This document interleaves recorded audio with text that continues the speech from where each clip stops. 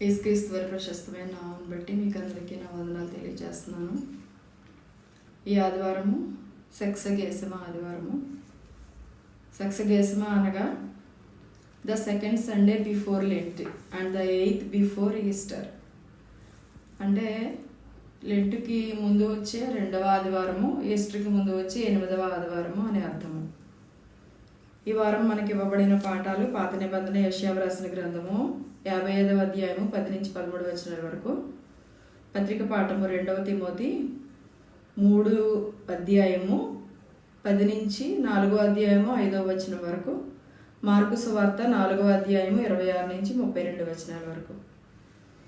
ఈ వారం దేవుడు మనతో వాక్యమును గురించి, దేవుని రాజ్యమును గురించి మాట్లాడాలని దేవుడు ఆశపడుతూ ఉన్నాడండి.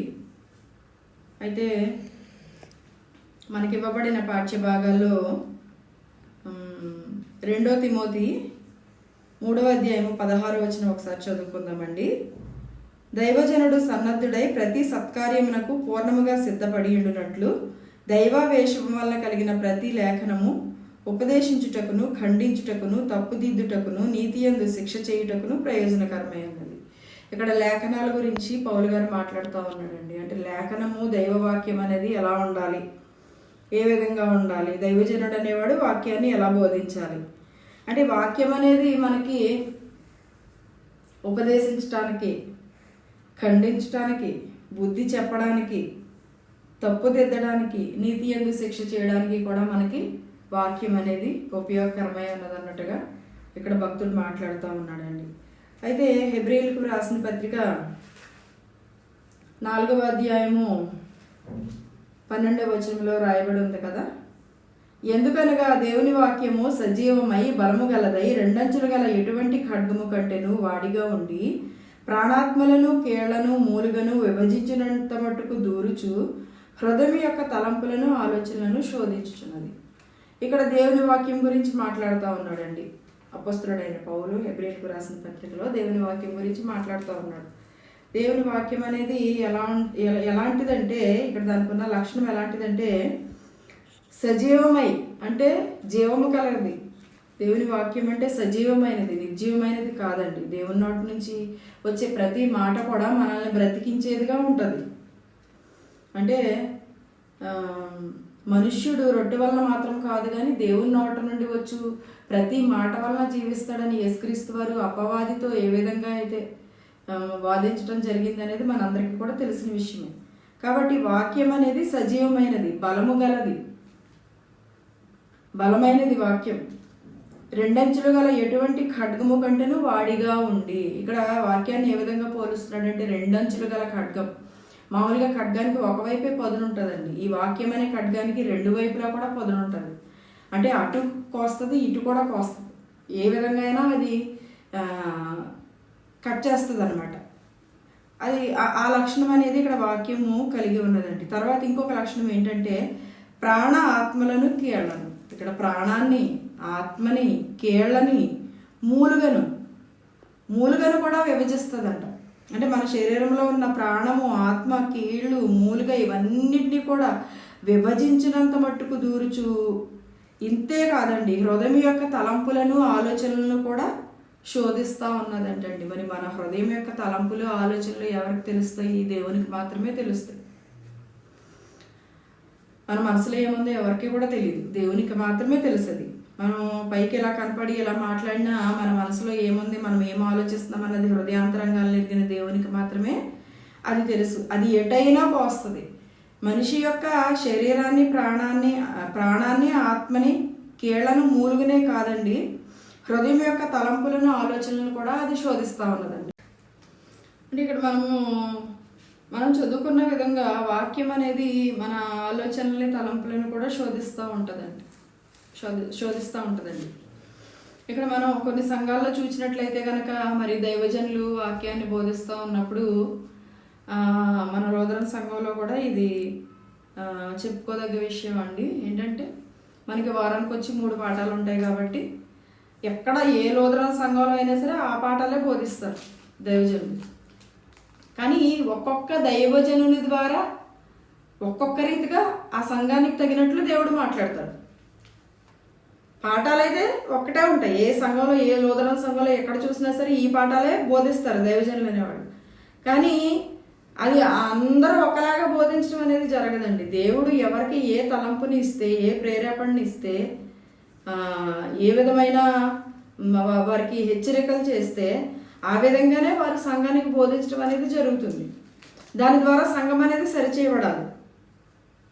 కానీ మరి కొంతమంది అనుకుంటూ ఉంటారు కదా, కొన్ని సంఘాల్లో నేను వింటా కూడా ఉన్నాను, పాస్టర్ గారు మా గురించి చెప్తున్నారు, అవి నన్ను దృష్టి పెట్టుకుని నన్ను టార్గెట్ చేశారు పాస్టర్ గారు, నా మీదే వాక్యం చెప్తున్నారు అని చెప్పి చాలామంది అనుకుంటూ ఉంటారండి. అది చాలా తప్పు అభిప్రాయం.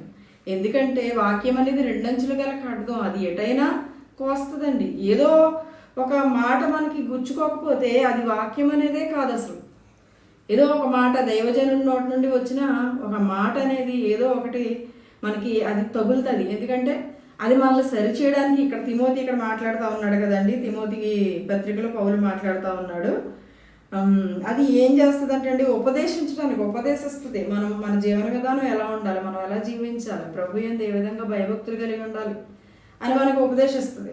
ఆ విధంగానే ఖండిస్తుంది వాక్యం అనేది.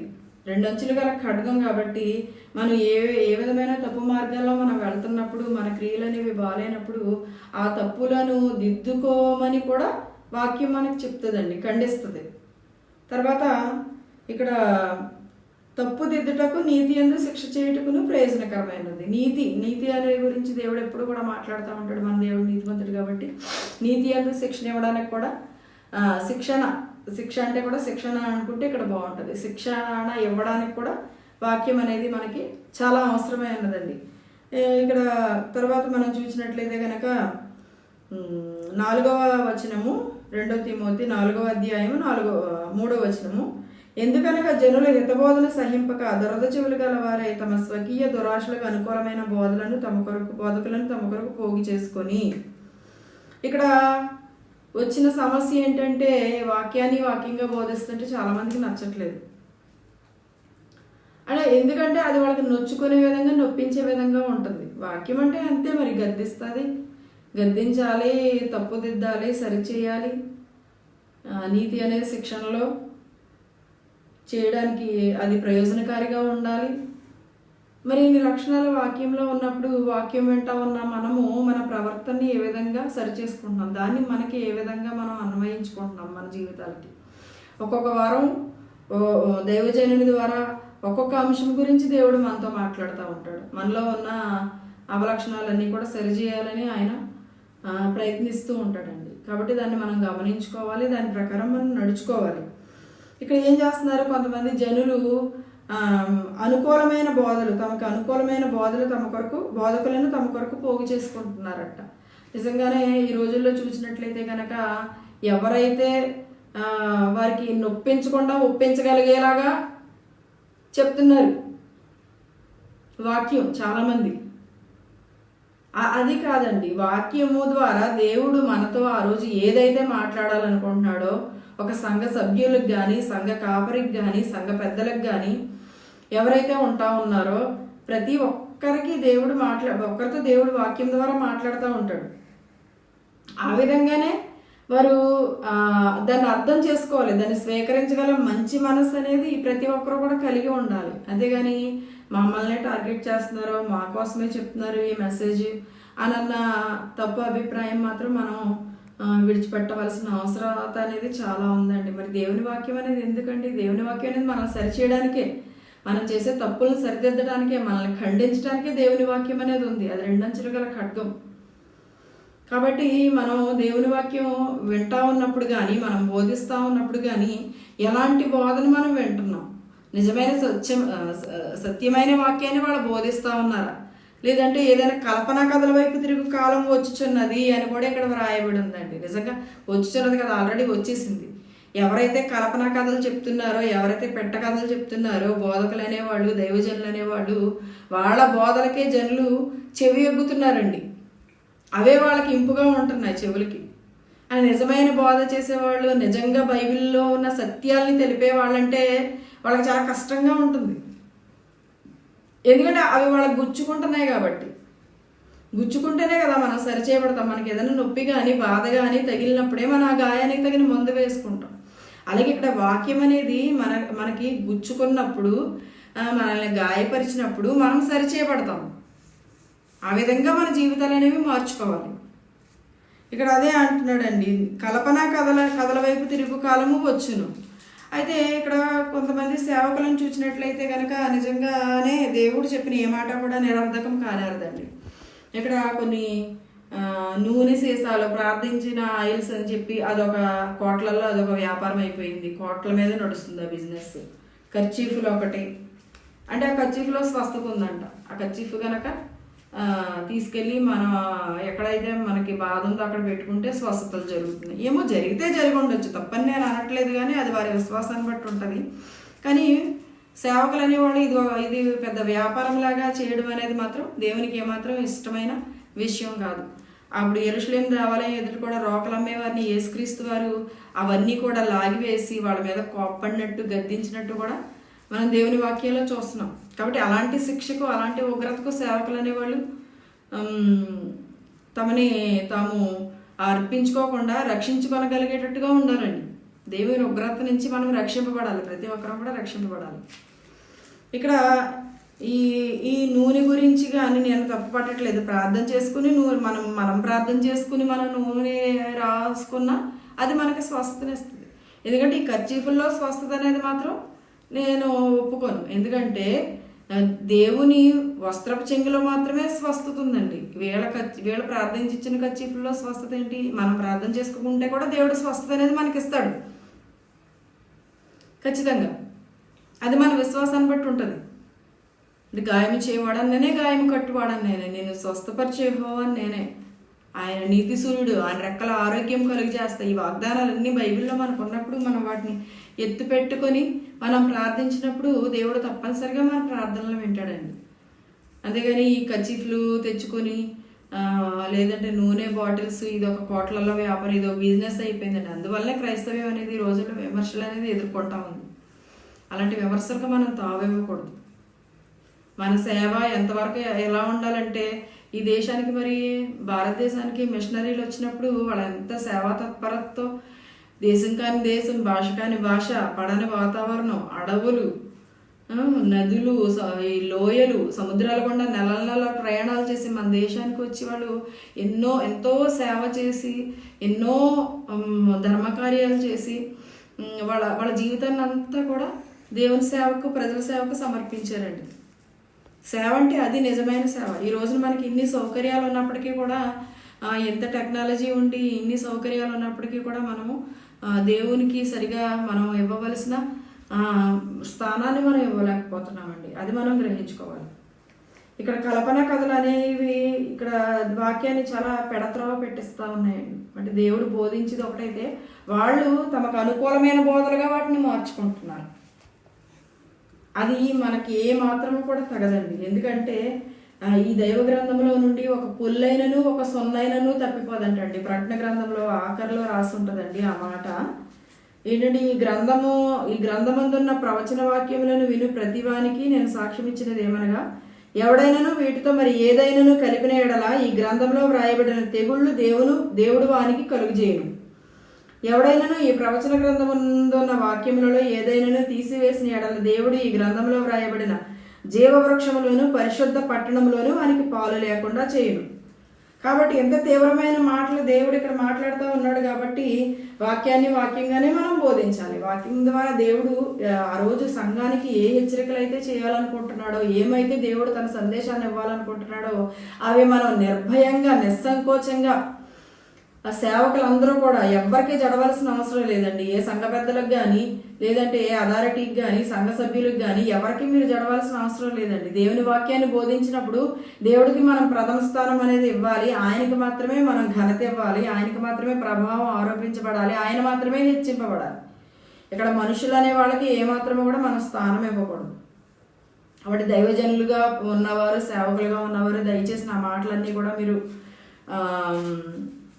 ఒక స్ఫూర్తిగా తీసుకొని మీరందరూ కూడా మీకు ఇవ్వబడిన సంఘాల్లో వాక్యాన్ని ఒక హెచ్చరికలుగా దేవుడు ఆ రోజు ఏమైతే మీతో చెప్పమని పరిశుద్ధాత్మ ప్రేరేపిస్తూ ఉన్నాడో, ఏమైతే మాట్లాడమని ప్రేరేపిస్తూ ఉన్నాడో అవన్నీ కూడా మీరు నిర్భయంగా మాట్లాడండి. అప్పుడు మాత్రమే దేవునికి కానీ ఈ పరిశుద్ధ గ్రంథానికి కానీ మీ బాధ్యతను మీరు సక్రమంగా నెరవేర్చిన వారు అవుతారండి. అది మాత్రం నేను సూటిగా స్పష్టంగా మీ అందరితో కూడా నేను మాట్లాడదలుచుకున్న విషయం అండి. ఇక్కడ క్రీస్తు యేసునందు సద్భక్తితో బ్రతుకును ఉద్దేశించి వారందరూ హింస పొందుదురు. 2 తిమోతి 3:12. అవునండి, క్రీస్తు యేసుతో ఎవరైతే బ్రతకాలని అనుకుంటున్నారో, యేసుక్రీస్తుని ప్రచురం చేయాలనుకుంటున్నారో, యేసుక్రీస్తు వారి బోధలు బోధించాలనుకుంటున్నారో తప్పకుండా వారు హింస పొందుతారంట. బైబిల్లో వ్రాయబడి ఉందండి. ఈ మాటలన్నీ నా సొంత మాటలు కాదు, వ్రాయబడి ఉన్న మాటలే నేను బోధిస్తా ఉన్నాను. తప్పకుండా ఇందులో మహాభక్తులు చాలా మంది హింస పొందారు. ఎందుకంటే వాళ్ళు దైవభక్తితో ఉన్నారు, వాళ్ళందరూ కూడా సద్భక్తితో ఉన్నారు. భక్తి అంటే ఏదో నామకహ భక్తి కాదండి, వాళ్ళు చూపించింది సద్భక్తి. అంటే దేవుడు అంటే ఎంత ప్రేమ వారు కలిగి ఉన్నారంటే, ఎంత భయము భక్తి వారు కలిగి ఉన్నారంటే, ఒక యోబు కానీ, ఒక స్టెఫను కానీ, ఒక పౌలు కానీ, ఇలా మనం చాలా మందిని తీసుకోవచ్చండి. ఒక మోషే కానీ, మోషే కూడా రాజకుమారుడిగా ఉండటానికి తను ఇష్టపడలేదు కానీ ఒక గొర్రెల కాపరిగా 40 సంవత్సరాలు ట్రైనింగ్ తీసుకున్నాడు మనుషుల్ని ఇంకో 40 సంవత్సరాలు నడిపించడానికి. వాళ్ళు అంత సేవా తత్పరతో, అంత నియమనిష్ఠులతో, అంత భక్తిభావంతో దేవుని వాళ్ళు సేవించడం అనేది జరిగిందండి. మరి మన జీవితాల్లో మనం ఎలా దేవుని సేవిస్తూ ఉన్నాము? మనకు అనుకూలమైన బోధలు, లేదంటే సంఘ పెద్దలను మెప్పించే బోధలు కానీ, సంఘ సభ్యులను మెప్పించే బోధలు కానీ, ఇతరులను మెప్పించే బోధలు కానీ మనం చేస్తున్నామా? దేవునికి విరుద్ధంగా, దైవవాక్యానికి విరుద్ధంగా మనం మాట్లాడుతూ ఉన్నాం. లేదంటే దేవుడు ఆ వారం ఏదైతే మనకి ప్రేరేపణ ఇచ్చాడో, ఏదైతే పాఠాలు ఇచ్చాడో, ఏదైతే వర్తమానాన్ని ప్రజలకు అందించమన్నాడో అది మనం చెప్తున్నామా అన్నది మనకి మనం ఆత్మవిమర్శ చేసుకోవాల్సిన విషయం అండి. ఇది తప్పనిసరిగా ప్రతి ఒక్క సేవకుడు కూడా ఆలోచించవలసిన విషయంగా నేను మిమ్మల్ని ప్రార్థిస్తున్నాను, మిమ్మల్ని మనవి చేసుకుంటున్నానండి. తర్వాత మనం చూసినట్లయితే మార్కు సువార్తలో 4వ అధ్యాయము 26-32 నుంచి ఇక్కడ 2 ఉపమానాలు యేసుక్రీస్తు వారు బోధించడం అనేది జరిగిందండి. అంటే యేసుక్రీస్తు వారు ఈ లోకంలో ఉన్నప్పుడు ప్రతిదీ కూడా ఎక్కువ ఉపమాన రూపంలో ఆయన బోధించారు. ఎందుకంటే ప్రజలకి చక్కగా అర్థం అవ్వడానికి. అది అంటే కల్పనా కథలు కానీ, పెట్ట కథలు కానీ కాదండి, ఇవి కంప్లీట్ డిఫరెంట్. ఇప్పుడు మన బోధకులు బోధించే కల్పనా కథలు, పెట్ట కథలు ఇవి డిఫరెంట్. యేసుక్రీస్తు వారు చెప్పిన ఉపమానాలు అసలు వైట్ ఆపోజిట్ అనమాట. దానికి దీనికి సంబంధం లేదు.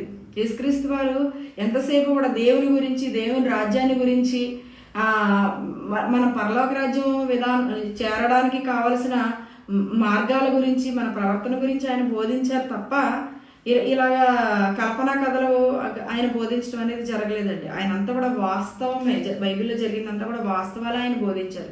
కాకపోతే అక్కడక్కడ కొన్ని ఉదాహరణలు అనేవి తీసుకోవడం జరిగింది. ఉదాహరణలు అనేవి ఎందుకంటే మనకి తేలికగా చక్కగా అర్థం అవడానికి.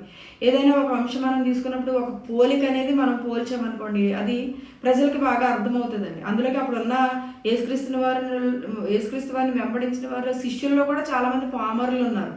సామాన్య ప్రజానీకం ఆయన బోధలకు చాలా ఇంప్రెస్ అయ్యేవారు. ఎందుకంటే ఆయన బోధలు చక్కగా బోధిస్తున్నాడు, ఒక ఉపమానం చెప్పి బోధిస్తున్నాడు కాబట్టి.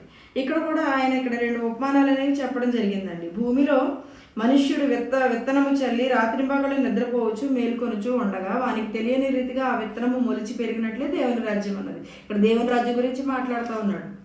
దేవుని రాజ్యం ఎలా ఉందంట, ఒక విత్తనం భూమిలో వేసినప్పుడు అది ఎప్పుడు మొలిచిందో, ఎప్పుడు పెరిగిందో, ఎప్పుడు అది గింజలు వేసిందో, తర్వాత ముదురు గింజలు తనంతట తానే ఎప్పుడు పుట్టించిందో ఇదంతా కూడా మనకు తెలియదు. అంటే మనం రోజు లెగ్స్ చూస్తాం కానీ అది ఆటోమేటిక్గా అది ఎదిగిపోద్ది, అది కోతకాలానికి వచ్చేస్తుంది. వచ్చినప్పుడు పంట పండినప్పుడు ఏం చేస్తాడంటండి, కోతకాలం వచ్చిందని సేద్యగాడి వెంటనే కొడవలు పెట్టి కోస్తాడు. అంటే ఇక్కడ అర్థం ఏంటంటే దేవుడు కోతకాలం అని అంటే రాకడండి. రాకడ వచ్చినప్పుడు వెంటనే కొడవలు పెట్టి కోయడానికి ఆయన సిద్ధంగా ఉన్నాడు. అయితే ఫలములు, ఇక్కడ గింజలు కానీ ఫలములు కానీ ఫలించే వారంగా మనం ఉన్నామా? మొక్క మొలిచింది, విత్తనాలు వేసింది, గింజలు వచ్చాయి, కానీ దానికి తగ్గట్టు దేవుని రాకడ ఆ కోతకి తగ్గట్టు మనం ఫలాలు అనేవి ఫలించామా అన్నది మనకు మనం ఆలోచించుకోవాలండి. తర్వాత కింద వచ్చిన మనం ఆలోచించినట్లయితే కనుక దేవుని రాజ్యం గురించి ఇక్కడ మాట్లాడుతూ ఉన్నాడు. ఏంటంటే ఒక ఆవగింజను పోలింది అంటాడు. ఆవగింజ ఎంత ఉంటుంది, చాలా చిన్నగా ఉంటుంది ఆవగింజ అనేది. దాంతో ఎందుకు ఇక్కడ పోలుస్తున్నాడు? ఇందులో చాలా గొప్ప మర్మం దాగుంది. ఆవగింజ భూమిలో విత్తబడినప్పుడు భూమి మీద ఉన్న విత్తనముల కంటే చాలా చిన్నది, చాలా చిన్నగా ఉంటుంది. అది భూమి మీద ఉన్న విత్తనాల కంటే చాలా చిన్నగా ఉంటుందంట. ఉన్నప్పుడు విత్తబడిన తర్వాత అది మొలిచి ఎదిగి కూర మొక్కల కంటే పెద్దదై గొప్ప కొమ్మలు వేస్తుందంట. ఆవగింజ ఆవాలు చిన్న చిన్నవే అవ్వడానికి, చిన్న విత్తనమే అవ్వడానికి. కానీ అది ఎదిగి ఫలించినప్పుడు పెద్ద పెద్ద కొమ్మలు వేసినప్పుడు ఆ కొమ్మల్లో ఆకాశ పక్షులు అనేవి కూడా నివసించేటంతగా కొమ్మలు విస్తరిస్తాయంటండి. అలా దేవుని రాజ్యాన్ని ఇక్కడ పోలుస్తూ ఉన్నాడు. అంటే చిన్నదని మనం అనుకుంటాం, మనం అనుకుంటాం, కానీ అది మన దృష్టిలో చాలా చిన్నది. ఎందుకంటే మనకి దాని యొక్క విలువ అనేది తెలియదు. దేవుని రాజ్యం యొక్క విలువ అనేది మనకు తెలియదు. ఆ తెలుసుకున్న రోజు ఆ ఆవగింజ అనేది ఎంత మనకి వాల్యుబుల్ అనేది మనకు తెలుస్తుంది. ఆవగింజలో కూడా చాలా ఔషధాలు అనేవి ఉన్నాయంటండి. మన శరీరానికి ఉపయోగపడే చాలా ఔషధాలు ఉన్నాయంట.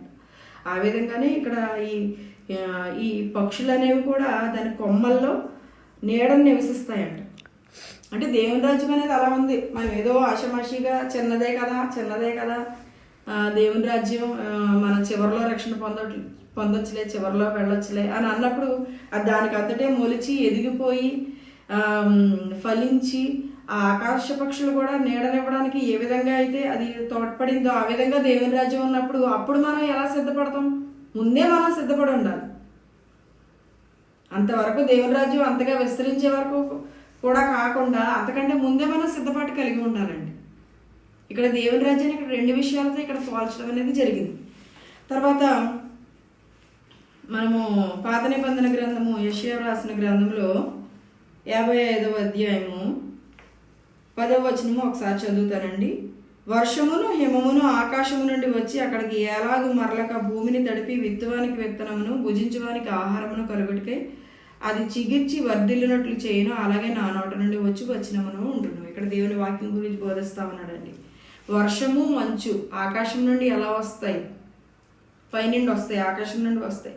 వచ్చినప్పుడు అవి మరలా తిరిగి వెనక్కి వెళ్ళకుండా ఏం చేస్తాయంటే భూమిని తడిపి ఆ విత్తనాలు వేసినప్పుడు ఆ విత్తనాలను తడిపి భుజించడానికి ఆహారాన్ని ఇస్తాయంటండి. అవి చిగుర్చడానికి, మొక్కలు చిగుర్చడానికి, దాంట్లోంచి ఆహారం రావడానికి. అంటే ఒక రకంగా చెప్పాలంటే ఇది దేవుని వాక్యం. జీవాహారం నేనే అన్నాడు ఆయన. ఆ విధంగా ఉంటుంది ఆయన వాక్యం అనేది. ఏ విధంగా ఉంటుందంటే ఒక కల్పన కథ కాదు, ఒక పెట్ట కథ కాదు. అది పైనుంచి వచ్చే ఒక హిమము వర్షము భూమిని ఏ విధంగా అయితే తడిపి పంటను ఏ విధంగా అయితే ఇస్తాయో, ప్రజలకు ఆహారాన్ని ఏ విధంగా అయితే ఇస్తాయో అలాగే ఈయన జీవాహారాన్ని ఇచ్చేవాడుగా ఉంటా ఉన్నాడండి మన దేవుడు. అలాగే నా నోట నుండి వచ్చి వచనం ఉంటుంది, ఈ నోట నుండి వచ్చే వచనం కూడా ఉంటుంది. అక్కడి నుంచి వచనం వచ్చిందంటే అది ప్రజలను సరిచేసి ఖండించి తప్పుదిద్ది నీతి యందు శిక్షణ ఇవ్వడానికి కూడా అది మనకి దోహదపడుతుందండి వాక్యం అనేది. ఇక్కడ నిష్ఫలముగా నా యొద్దకు మరలగా అది నాకు అనుకూలమైనదని నెరవేర్చును, నేను పంపిన కార్యమును సఫలం చేయను. దేవుడు ఏమైతే చెప్పాడో వర్షము మంచు కూడా ఆయన ఆజ్ఞల్ని అనుసరిస్తున్నాయి. ఆయన ఆజ్ఞల్ని అవి తూచా తప్పకుండా పాటిస్తున్నాయి. ఇక్కడికి వచ్చి వాటి పనికి దేవుడు ఏమైతే పని ఆజ్ఞాపించాడో ఆ పనిని అవి చేస్తున్నాయి. అయితే ఈ కార్యాన్ని ఆయన పంపిన కార్యాన్ని సఫలం చేస్తున్నాయంట. అయితే అది ఏ విధంగా దేవుడు మాట్లాడుతూ ఉన్నాడంటే నా నోట నుండి వచ్చి వచ్చినము అది మరల నా యొద్దకు నిష్ఫలంగా మరలకుండా అక్కడ అది చేయవలసిన కార్యాన్ని, ఇవ్వవలసిన పంటను, ఇవ్వవలసిన ఫలాన్ని ప్రజలకి ఇచ్చి ఒక కల్పన కథ కానీ, ఒక ఊహాజనితమైన కథ కానీ, ఒక పెట్ట కథ కానీ వాక్య రూపంలో కాకుండా సత్యమైన వాక్యాన్ని వాళ్ళకి బోధించి అది ఇక్కడ తన పనిని నెరవేరుస్తుంది అంటండి. దేవుని మాట అనేది, దేవుని వాక్యం అనేది. ఇక్కడ కింద వచనంలో మనం చూసినట్లయితే కనుక మీరు సంతోషముగా బయలువెళ్ళుదురు, సమాధానం పొంది తోడుకొని పోకూడదురు. ఎప్పుడు మనం సంతోషంగా బయటకు వస్తామో, ఎప్పుడు మనం సమాధానం పొంది తోడుకొని వెళ్తామంటే దేవుని వాక్యం మనకి చక్కగా అందించబడినప్పుడు, అది మనల్ని గద్దించినప్పుడు, అది మనల్ని శిక్షించినప్పుడు, అది మనల్ని దిద్దుబాటు చేసినప్పుడు, అది మనకి గుచ్చుకున్నప్పుడు, మనకి బోధకులు సరైన వాక్యాన్ని అందించినప్పుడు. అదే కానీ ఇక్కడ ఏదో కల్పనా కథల వైపు చేసినట్టు చేయకుండా సరైన వాక్యాన్ని, జీవమైన వాక్యాన్ని, రెండంచులు గల ఖడ్గాన్ని ఎవరైతే సక్రమంగా బోధిస్తారో వారి నుండి వాక్యం విని వచ్చే ప్రజలు ఎలా ఉంటారంటే ఇక్కడ సంతోషంగా బయలు వెళ్తారంట, సమాధానం పొంది తోడుకొని పోబడతారు. మనం ఒక వారం చర్చికి వెళ్ళినప్పుడు ఆ వారం మనకి ఆ వాక్యం హత్తుకునేదిగా ఉందనుకోండి, మన మొహాలు ఎలా ఉంటాయి, వెలుగుతూ ఉంటాయి, ప్రకాశిస్తూ ఉంటాయి. చక్కగా ఒక రకమైన ఆనందంతో మనం ఆలయంలోంచి బయటకు రావడం అనేది జరుగుతుంది. అలాగే ఇక్కడ సమాధానం పొంది మనం తోడుకొని పోబడాలండి. ఇక్కడ మీ ఎదుట పర్వతములను మెట్టలను సంగీతనాదం చేయను, పొలములోని చెట్లన్నీ చప్పట్లు కొట్టును. అంటే అవి కూడా మనకి చప్పట్లు కొడుతున్నట్లుగా, పర్వతములు మెట్టలు కూడా సంగీతనాదం చేస్తున్నట్టుగా అనిపిస్తుందండి. మనకి ఆనందం, అంత గొప్ప ఆనందంలో ఉంటాం మనం, సరి అయిన బోధ, సరైన వాక్యం మనకు అందించబడినప్పుడు. దేవుడు ఇక్కడ ఈ విధంగా మాట్లాడుతూ ఉన్నాడండి. తర్వాత చివరి వచనం చదువుతున్నానండి నేను. మొండ్ల చెట్లకు బదులుగా దేవదారు వృక్షములు మొలుచును, దురదగొండి చెట్లకు బదులుగా గొంజి వృక్షములు ఎదుగును. ఇక్కడ మొండ్ల చెట్లకు బదులుగా దేవదారు వృక్షముల గురించి మనం 2 మాటలు మనం మాట్లాడుకోవాలండి. దేవదారు వృక్షం అనేది బైబిల్లో చాలా ఇంపార్టెంట్ కలిగి ఉంది. ఎందుకంటే దేవదారు వృక్షాన్ని మనం ఏలోక సంబంధపరంగా కూడా చూసినట్లయితే ఇది న్యూరాలజికల్ డిజార్డర్స్ అంటే నాడీ వ్యవస్థకు, మెదడుకు సంబంధించిన జబ్బులను నయం చేయడంలో చాలా ఉపయోగపడుతుందంటండి. తర్వాత జ్వరము, గాయాలు, తలపోటు, పక్షవాతము, ఈ చాలా రకాలైన ఉపయోగాలు అనేవి ఉన్నాయండి. అంటే ఊపిరితిత్తులకు, యూరినరీ ప్రాబ్లమ్స్, నిద్రలేమి, రొమాటిజము,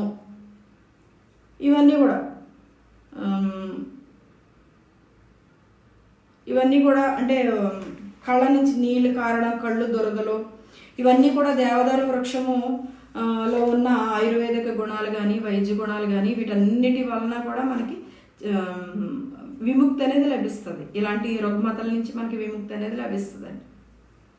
అంటే ఇక్కడ దేవుడు ఎలా పోలుస్తున్నాడు? మొండ్ల చెట్లు, అంటే మొండ్ల చెట్లు, ఒక మనుష్యుడు విత్తనాలు చల్లడానికి వెళ్ళినప్పుడు కొన్ని మంచి నేలలు పడతాయి, కొన్ని మొండ్ల నేలలు పడతాయి, కొన్ని రోడ్డు పక్కన పడతాయి, కొన్ని రాతి నేలలు పడతాయి అని చెప్పి ఉపమానం ఉందండి మనకి. మార్కు సువార్తలోని ఆ ఉపమానం అనేది ఉంది. మీకు రెఫరెన్స్ నేను చెప్తాను. మార్కు సువార్త 4వ అధ్యాయం మొదటి నుంచి కూడా మనం చదివినట్లయితే ఆ ఉపమానం మనం చదువుకోవచ్చండి, మనకు చక్కగా అర్థమవుతుంది. ఇక్కడ మొండ్ల చెట్ల గురించి ఏమని మాట్లాడుతూ ఉన్నాడంటే, కొన్ని మొండ్ల పొదలలో పడినట్టు ఆ విత్తనాలు కొన్ని మొండ్ల పొదలలో పడ్డాయి. మొండ్ల పొదలు ఎదిగి వాటిని అణిచివేసిన గనుక అవి ఫలింపలేదు. ఈ మొండ్ల చెట్ల గురించి ఇక్కడ ఎందుకు మాట్లాడుతున్నాడంటే, వాక్యం ఉంటుంది, మనం వాక్యం వినేస్తాము. వినేసినప్పుడు బయటికి వెళ్ళినప్పుడు కొన్ని విత్తనాలు, అది వాక్యమైన విత్తనం మొండ్ల పొదల్లో పడినప్పుడు అవి అణిచేస్తాయి. అణిచేసినప్పుడు అంటే ఇహలోక సంబంధమైన ఐహిక విచారాలు కానీ, లేదంటే వేరే వేరే ఆలోచనలు కానీ, ఇవన్నీ కూడా మొండ్ల పొదల లెక్కలోకి వస్తాయండి. అవన్నీ కూడా అణిచివేస్తాయి అన్నమాట. ఇక్కడ రాయబడుతున్నది కదండి, ఇక్కడ ధనమోసమును మరియు ఇతరమైన అపేక్షలను లోపల చొచ్చి వాక్యమును అణిచివేయటం వలన అది నిష్ఫలమగును. ఈ మొండ్ల పొదలు అనేవి మొలిచి ఆ వాక్యాన్ని ఏం చేస్తాయంటే అణిచివేస్తాయంట. అందుకని ఇక్కడ మొండ్ల పొదలకు బదులుగా దేవదారు వృక్షములు మొలుచునని ఇక్కడ యెషయా భక్తుడు రాస్తా ఉన్నాడండి. దేవదారు వృక్షం అనేది ఏం చేస్తుందంటే, ఆ ముళ్ళు అనేవి మన శరీరాన్ని, మన నాడీ వ్యవస్థని, మన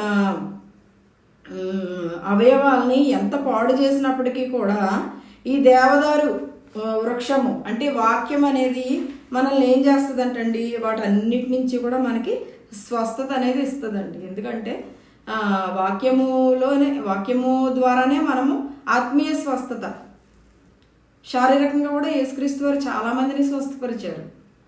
గురుడి వారికి కన్నులు ఇచ్చారు, చెవిటి వారికి చెవులు ఇచ్చారు, మోగవారికి నోరిచ్చారు. ఇక్కడ నేను చెప్పాల్సిన ఒక విషయం ఏంటంటే, ఒకసారి మేము ట్రైన్లో వెళ్తున్నప్పుడు మాకు తెలిసిన ఒక ఆయన పెద్ద ఆయన అనమాట. అయితే మేమందరం కూర్చుని మాట్లాడుకుంటున్నప్పుడు చాలా సంవత్సరాలు జరిగింది ఈ సంఘటన జరిగి. ఒక ఆయన వచ్చాడనమాట. ఆయన యేసుక్రీస్తు వారి పాటలు పాడుకుంటా చక్కగా యేసుక్రీస్తు వారి ఫోటో పెట్టుకుని భిక్షాటన చేసుకుంటున్నాడు. ఆయన చేసుకున్నప్పుడు ఈయన ఆయన పెద్ద ఆయన అని చెప్పాను కదా, ఆయన ఏమని అన్నారంటే, ఏంటి ఈ అడుక్కునే వాళ్ళందరికీ కూడా యేసు ప్రభు ఫోటో పెట్టి అడుక్కుంటారేంటి వీళ్ళందరూ కూడాను, వీళ్ళకి ఇదొక వేషం అయిపోయింది అన్నట్లుగా అన్నారు.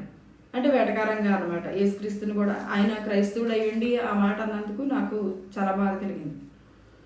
అయితే నేను అన్నాను, ఏమని అన్నానంటే, మరి ఇతర దేవుళ్ళు ఎవరో కూడా స్వస్థతలు చేయలేదు కదండి, మరి యేసుక్రీస్తు వారే కదా గురుడి వారికి కన్నులు ఇచ్చాడు, ఎన్నో రకాలైన స్వస్థతలు ఆయన చేశాడు, నేల నుండి దరిద్రులను లేపాడు, పెంట కుప్పల మించి దీనులను లేపాడు కదా.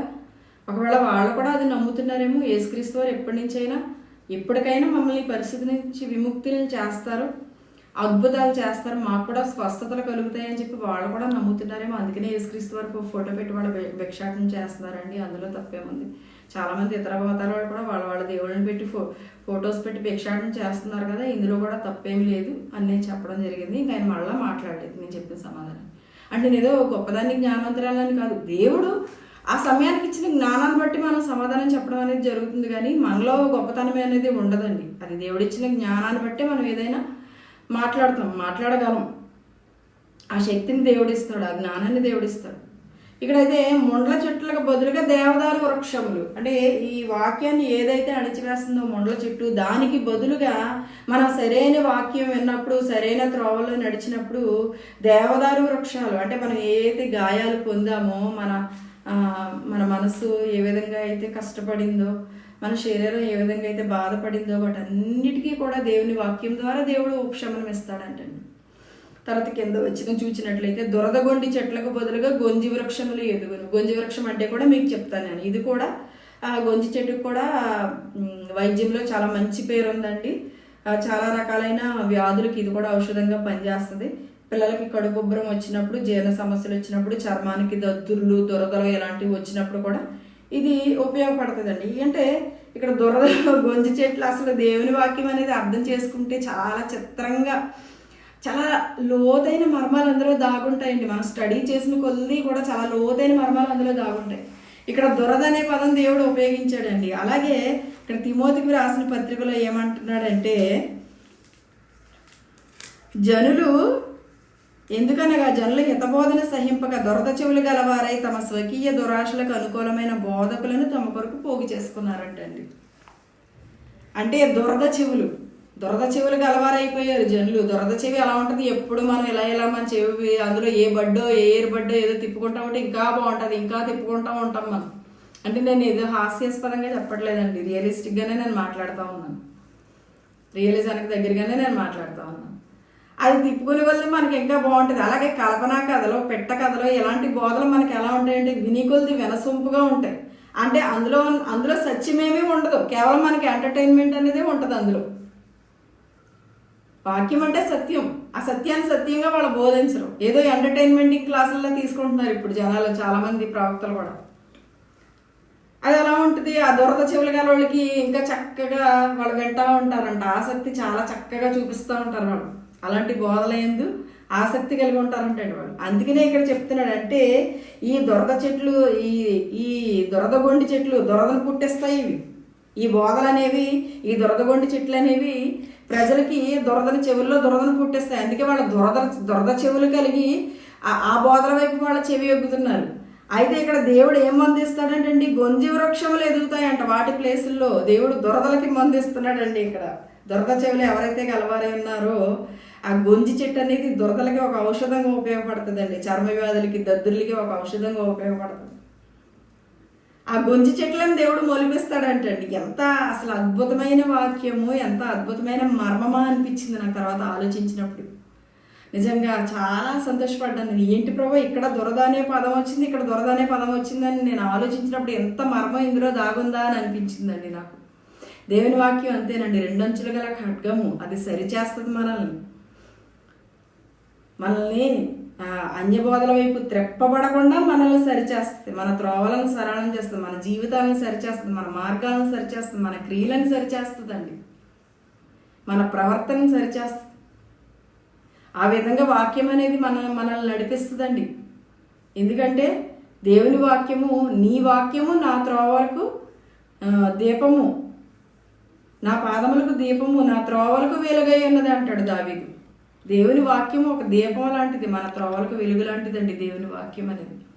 కాబట్టి ఇక్కడ చెప్తున్నాడు కదా, దురదగొండి చెట్లకు బదులుగా గొంజి వృక్షములు ఎదుగుతాయి అంటండి. అంటే ఆ దురదనే అణగొట్టడానికి, ఆ దురదన రూపం మానపడానికి ఆ ప్లేస్లో దేవుడు ఏం చేస్తాడంటే గొంజి వృక్షాలని, అంటే చక్కని బోధ చేసి సత్యవార్తం చేసి ఆ దురదను అణగొట్టి, ఆ కల్పనా కథలను అణగొట్టి సత్యమైన వాక్యాన్ని అందించే బోధకుల్ని దేవుడు రేపుతాడు అనమాట అండి. సేవకుల్ని దేవుడు రేపుతాడు తన సేవ కోసం, తన మహిమ కోసం. అది జరిగి తీరుతుందండి. ఆవిడ ఇక్కడ అలాగని మాట్లాడుతూ ఉన్నాడండి. ఇక్కడ ఏమంటున్నాడంటే చివరిలో అది యెహోవాకు ఖ్యాతిగాను ఆయనకు కొట్టివేయబడిన నిత్యమైన జ్ఞాపక సూచనగాను ఉండదు. అది యెహోవాకి ఎలా ఉంటుందంట? ఖ్యాతిగా ఉంటుంది. సత్యమైన బోధ ఎలా ఉంటుంది? దేవునికి ఖ్యాతి తెచ్చేదిగా ఉంటుంది. ఆయనకు కొట్టివేయబడిన నిత్యమైన జ్ఞాపక సూచనగా ఉంటుంది సత్యమైన బోధ. అందుకే ప్రజలందరూ కూడా ఈరోజు ఈ దురద చెవులతో కల్పనా కథల వైపు తిరగకుండా సత్యమైన బోధలకి, సత్యమైన వాక్యానికి వారి చెవుల్ని కానీ, వారి మనసును కానీ, వారి హృదయాలను కానీ అర్పించవలసిన అవసరం చాలా ఉందండి. లేదంటే దేవుడే మనల్ని సరిచేస్తాడు. ఇక్కడ ముండ్ల చెట్లకు బదులుగా దేవదారు వృక్షాలను ఎలా ఇస్తాడో, దురదగొండి చెట్లకు బదులుగా గొంజి వృక్షాలను ఎలా అయితే మొలిపిస్తాడో దేవుడు, ఆ విధంగా మనల్ని కూడా సరిచేస్తాడండి. ముండ్ల చెట్లను అణిచివేసి, దురదగొండి చెట్లను అణిచివేసి మనల్ని దేవుడు సరిచేస్తాడనమాట. అయితే ఇక్కడ చివరిగా నేను చిన్న వచనం చెప్పి ముగిస్తానండి. ఇంకా ఎస్తేరు గురించి మనం ఆలోచించినట్లయితే హదస్సా అని పేరు ఆమెది. హదస్సా అని అంటే గొంజి చెట్టు అని అర్థం అండి. ఆవిడ సామాన్యం ఒక అనాథ బాలిక. అయితే దేవుడు ఆమెను ఎంత ఆశీర్వదించాడంటే, ఎస్తేరు అంటే నక్షత్రం, అంటే హదస్సా అని ఒక సామాన్యమైన బాలికని దేవుడు ఏం చేశాడండి, ఒక నక్షత్రం, ఎస్తేరు అంటే నక్షత్రం, ఒక నక్షత్రంగా మార్చి దుఃఖాంధకారంలో మునిగిపోయిన ప్రజల మధ్య ఆవిడని ప్రకాశింపచేశాడంటండి దేవుడు. అంటే ఒక గుంజి వృక్షంలాగా ఆవిడ్ని. గుంజి వృక్షం అంటే హదస్సా అని అర్థం అనమాట. ఆవిడ పేరు హదస్సా. ఎస్తేర్ అని కూడా మనం మాట్లాడుకుంటూ ఉంటాం. దైవగ్రంథంలో కూడా ఎస్తేర్ అని వ్రాయబడి ఉంది. అయితే ఆమెను ఏ విధంగా దేవుడు దీవించాడో, ఆశీర్వదించాడో, ఒక సామాన్య బాలికనంటే 127 సంస్థానాలకు మహారాణి అయిందంటే ఆవిడ. దేవునికి అసాధ్యమైంది ఏది ఉందండి? మన పరిస్థితిని మార్చగల దేవుడు. ఈరోజు ఇలాగే ఉన్నాం కదా, ఎలాగే ఉంటుంది మన పరిస్థితి అని మనం ఎప్పుడూ ఆలోచించకూడదు. దేవుడు మన పరిస్థితులను మార్చాలనుకుంటే రెప్పపాటు చాలు, రెప్పపాటులో మన పరిస్థితులను ఆయన మార్చేస్తాడండి. అంత శక్తి గల దేవుడు, అంత పరమ గల దేవుడు. కాబట్టి మనము ఈరోజు ఈ వారం మనం మాట్లాడుకోవాల్సిన విషయం ఏంటంటే, ఏదైనా సరే ఒక వాక్యము కానీ, దేవుని రాజ్యమును కానీ దేవుడు మనతో మాట్లాడుతూ ఉన్నప్పుడు వాటిని మనం కల్పనా కథల వైపు కానీ, అననుకూలమైన బోధల వైపు కానీ మనం వాటిని తిప్పుకోకుండా మన చెవుల్ని సత్యమైన వాక్యానికి మనం తిప్పుకోవాలండి. సత్యమైన వాక్యం ఎక్కడైతే బోధించబడుతుందో, జీవితాలను మార్చబడే వాక్యం ఎక్కడైతే బోధించబడుతుందో అక్కడికి వెళ్ళాలి, అక్కడి వాక్యం వినాలి మనము. అక్కడ మన జీవితాలు అనేవి దేవుడు ఖచ్చితంగా మారుస్తాడండి. ఇక్కడ ఏ విధంగా అయితే బైబిల్లో దేవుడు జీవితాలని మార్చే దేవుడుగా ఎలా ఉన్నాడో, ఒక ఆవగింజ ఉన్నదంటే అది ఏ విధంగా పెద్ద మహావృక్షం అయిపోయి ఆకాశ పక్షులు కూడా నివసించేటంతగా ఏ విధంగా అయితే అది ఆశీర్వదింపబడిందో, మరి ఆ విధంగా మనం కూడా ఆశీర్వదింపబడడానికి మరి కల్పనా కథల వైపు కాకుండా సత్యమైన దేవుని వాక్యం వైపు మన చెవులను మనం త్రిప్పడానికి, మన మనస్సులు అనేవి మార్చబడడానికి, మనం ఆయనలో ఎప్పుడూ కూడా నిలవబడి ఉండటానికి దేవుడు తన పరిశుద్ధాత్మ మనందరిపై కృమ్మరించును గాక. దేవుడి వాక్యం దీవించును గాక. ఆమేన్.